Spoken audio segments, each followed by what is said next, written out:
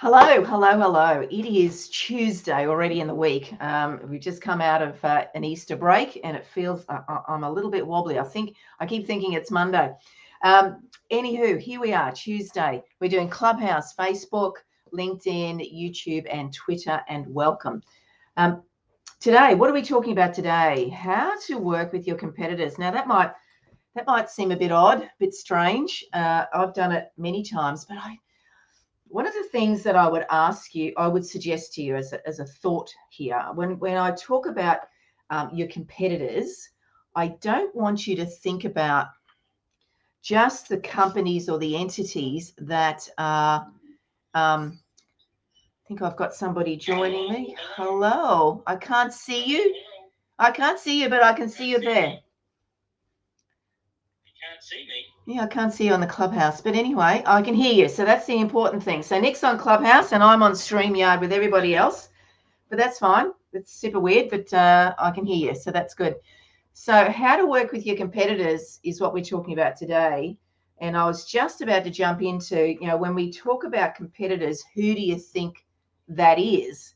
And I don't want the listeners here today to just think about the people who sell the same product or service as you, because I actually think it's deeper than that. It's the organizations or businesses that speak to your same audience. What do you think about that, Nick? Yeah, sure. I mean, I think this is a really interesting topic, particularly for those who are of kind of, your generation, my generation, and around that, because what is a real common theme now is this collaboration theme. Yeah. Where, we've got the current generation coming through in business. A lot of that is all around where can they form alliances and build collaborations, product partnerships, product/service partnerships. Yes. And really get a wider reach out there in the marketplace using and leveraging additional audiences. And that's where I was going exactly with that. If you can identify who has the same audience as you, or an audience that you'd like, but maybe you don't have yet, it's then going to do going to do some research, and it can take time. Sometimes these relationships they won't happen overnight. But if you are really clear about who first of all, do you know who your audience is? That would be really important to identify. Do other businesses have the same audience? And then, which I've done quite successfully, is understanding those organizations that you may want to collaborate with, partner with, whatever word you want to use, but understanding where are the gaps in their service or offer, maybe some of their pain points, and how can you, coming in to talk to them, to consider collaborating, as the word you use, Nick, how can you solve some of those areas of pain for them, or to give them a wider reach, as you say, maybe your product complements theirs. That's a super important piece of research to do. Yeah, so it's not just about going through and picking out, one and all competitors out there and just trying your luck, but more so about, as you say, doing a competitor analysis, looking at overlaying your business with these competitor businesses, and seeing where there can be some strategic alliance around perhaps something that your strong point is, and a competitor's weakness may be, and vice versa. So that this is all about providing value. It's all about providing value to the marketplace, providing value to your customers, your potential customers, and by collaborating with competitors that offer what you may initially think to be the same, but perhaps a slightly different offering combined might be a more powerful offering. I think that's point one here through this discussion. The second point I want to bring around this is that looking at these competitors, a great way to grow is identifying competitors that you can go and acquire. Yeah, that could be a high, bigger discussion to be had, right? That can, who is it? What do they do? Yeah. Mm. Yeah, and so looking at, okay, I want to grow, I've got ambition, I can spend the next 5, 7, 10 years organically growing this business, or I can look at my competitors, again, do a matrix, a competitor analysis of, strategically, which one of those competitors would be a great opportunity for me to go and acquire that business, and then, obviously grow my business through that acquisition. And an extension of that theme, a real extension of that theme is also to create a new joint venture entity where you go into a business partnership with a competitor. Yeah, lots of choice here, right? Not all competitors need to be enemies. I think that's the underlying theme. Exactly. Here today, is you don't need to look at all competitors as enemies. You can look at them as an opportunity. Yeah, and so and you touched on it briefly before. The reason I did it a number of years ago, and the reason I proactively looked to connect with businesses that have the same audience as Navigate, for example, is that what is the end result for the customer? So yes, you need to make this collaboration, this partnership, this acquisition seamless for your customer. So seamless for your competitor. You got to make it, you don't want to approach somebody if you're just going to go down the pathway of collaborating with them. You absolutely don't want to make it hard for them. You need to show where the win is for them, where the win is for you, why would you, but ultimately where is the win for the customer? And I think that is something that could get missed. You could get caught up by the new shiny toy of a bigger database, maybe more income for the business, but is it the right collaboration for your customer? If you've got a product or service, does this additional bolt-on services or products actually serve your customer, or does it enable you to serve a wider audience of customers? So I think we mustn't lose sight of that either. That is important. It absolutely is important. What does it bring to the marketplace? Yep. But also, you want to be looking at, and behind that is, how do you make your business better? Yes. And better means achieving goals, dreams, aspirations. And when you can put 1, 2, 3 businesses together or more, then you start to build these synergies where you've got shared costs. So I use the analogy, 1 kitchen, 2 restaurants. You've got these shared costs that sit in behind the business, so you can strip a lot of costs out. Yes. By putting a couple of, so just think we've got business owner A. As we often talk about and Navigate, is in the typical small business demographic. Maybe 1 or 2 people in the business, less than $500,000 a year, finding it tough, struggling.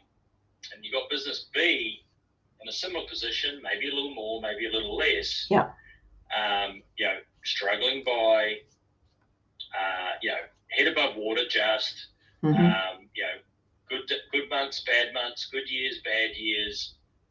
1 step forward, 1 step back, and just bobbling along. Now, if we look about a joint business put together, and let's call it business A plus B. Then becomes over $1 million turnover, costs shared, reduced. Costs shared, which ultimately combined get reduced. More skills to the business, more capacity to the business, better lifestyle for both business owners, and ultimately should, not always, but should equal a much better profitability and sustainability for the longer term. And I know when I've done it in the past, and this is a definitely consideration, like business A and business B, as you say, one may have some great systems that maybe your business B, and you haven't implemented those, and they, the fact that you don't have them means that maybe the journey's a bit clunky, or maybe it's not cost effective. So the wins can be integration of systems between the two businesses. And obviously what you need to do is do a full review of, what does each business do? How does each business do it?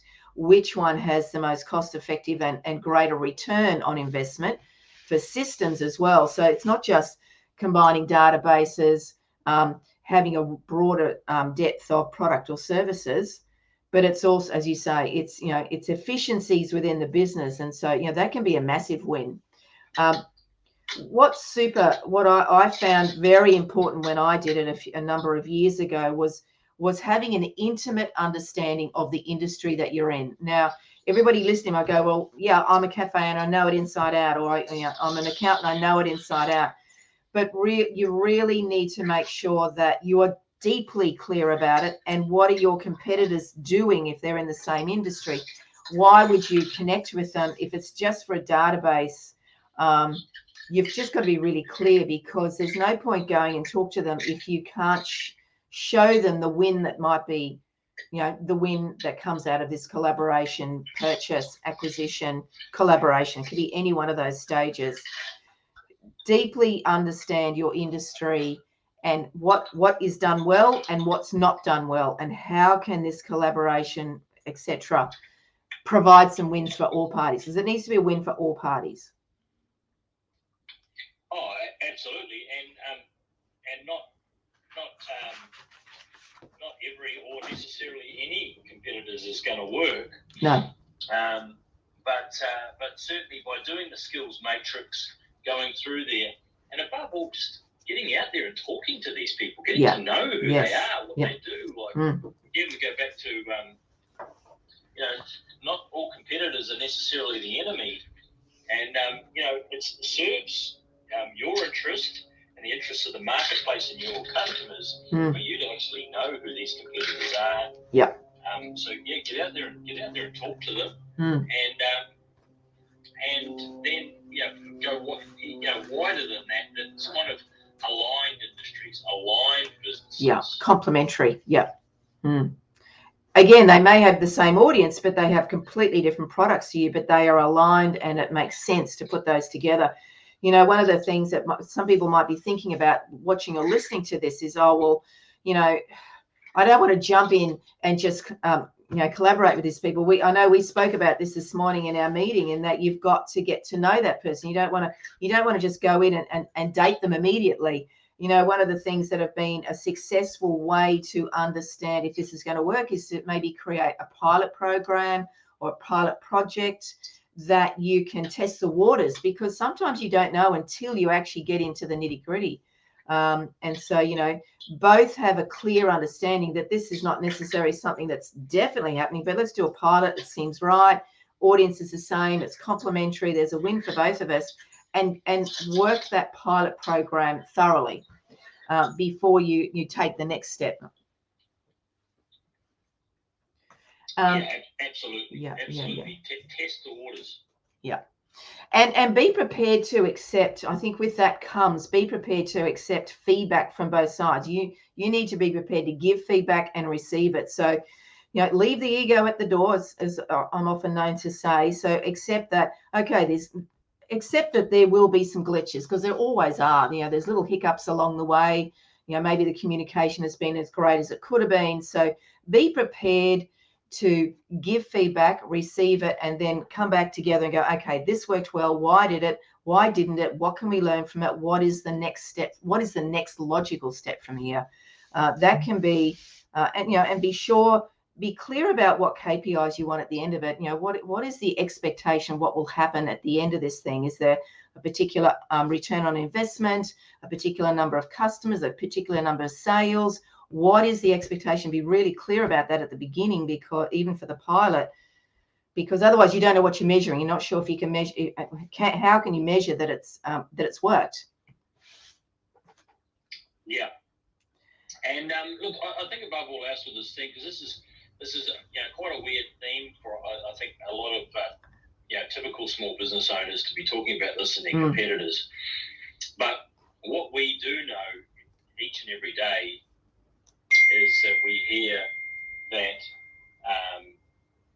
I don't have enough money, Yeah. I'm not making enough money. Not enough time. It's not working. Yeah. I don't have time. Mm-hmm. I can't get away from the business. Mm-hmm. Now, there's all of these things that if you're sitting here listening to this, that I'm sure you will have heard yourself say, yeah. You know, it's hard.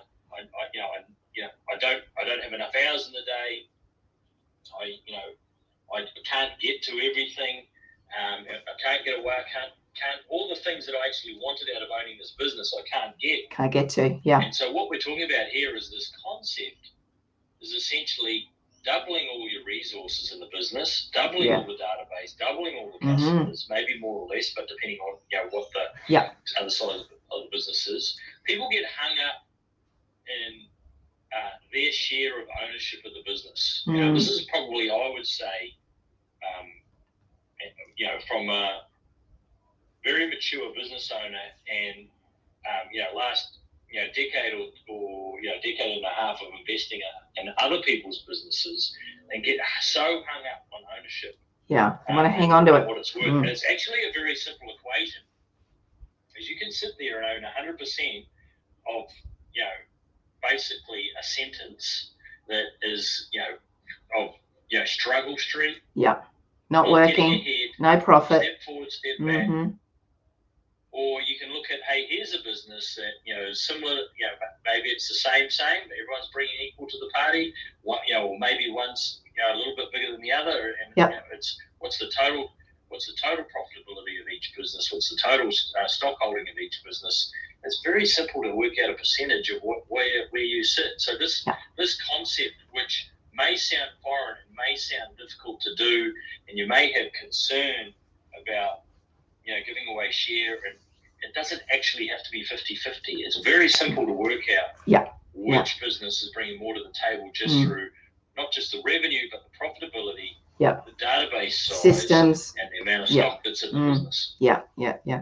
And as you say, this is something that a lot of business owners may not have thought about.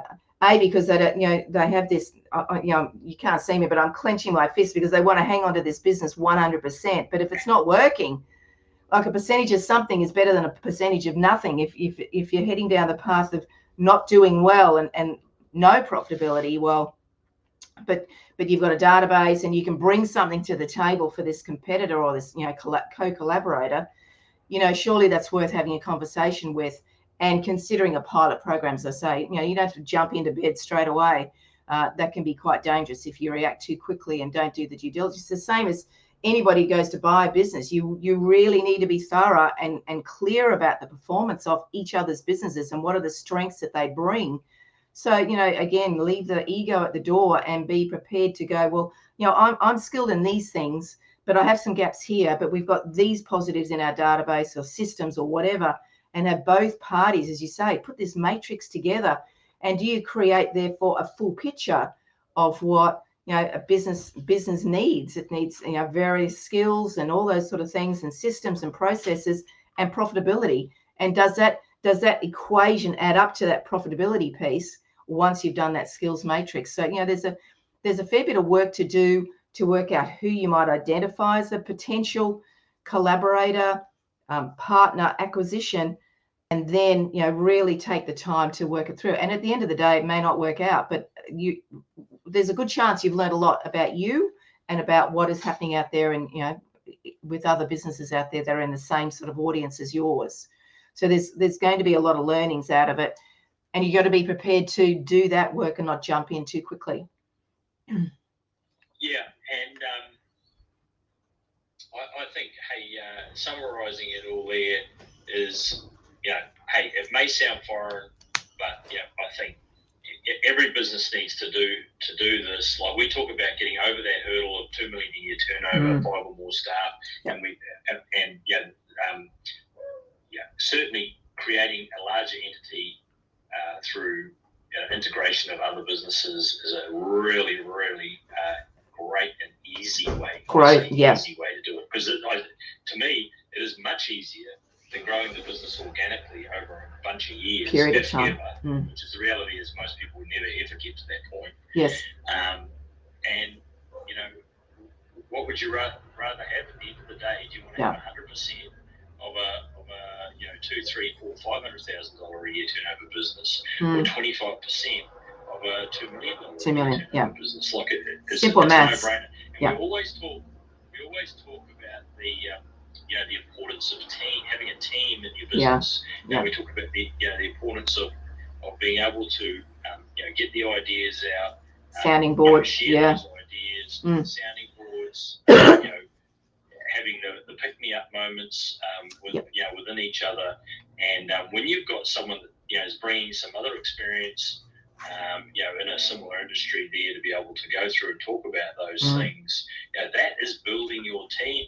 Yeah, it's all part of it. It's not costing anything. No, and it is so valuable. You almost can't put a value on it, because a fresh set of eyes can bring a different perspective to your thought process. And I know that works really great for us at Navigate with Nick and I, in that I think differently to you and you think differently to me, and we can sometimes come up with ideas just by having a great strategic conversation. So think of that as well as a massive win for you and your business, and for them, right? It's going to go both ways. So what have we got this week? So we've got a couple of things this week going off. So we've got a tutorial on Thursday at 1:00, and that is about how do you keep your customers and put your price up. So we're very aware of the concern of a lot of people out there today, and that was part of our live this morning, is about the increased cost of living, all those sort of things. So if that interests you, that is a free tutorial. Go to our website, navigate biz.com, and you'll see free tutorials. But the other fantastic thing, if this is something, doing a project to look at who could you collaborate with, who could you partner with, who could you maybe buy, Biz Bootcamp is the answer for you, because that's going to create a fantastic plan. And first mentoring is this Friday. So, it is definitely not too late, and you'll find us on that website as well. So if this resonates, this is where you need to be. And the final shout out, if you're listening or watching this on YouTube, please like and subscribe. We have got a goal of 1,000 subscribers. We're getting there, but we want more of you. We know a lot of you are listening to this and watching it. So go get onto YouTube, turn on your notifications, and then when we're live. And we're live regularly, like we've done 2 today now, which is and 2 completely different topics, all about business growth though. So look forward to seeing you all on Thursday. We'll be back here on Thursday with another live about more business topics. So can't wait to see you. Jump into the tutorial and jump into Biz Bootcamp. Sounds great. I'll catch you later, and hope to see a bunch of you at the Biz Bootcamp on Friday. Indeed. You want to get your business growing, get a change of direction, and get a better business and a better life. Come and join us in the Biz Bootcamp. So jump on navigatebiz.com. Catch you there. See ya.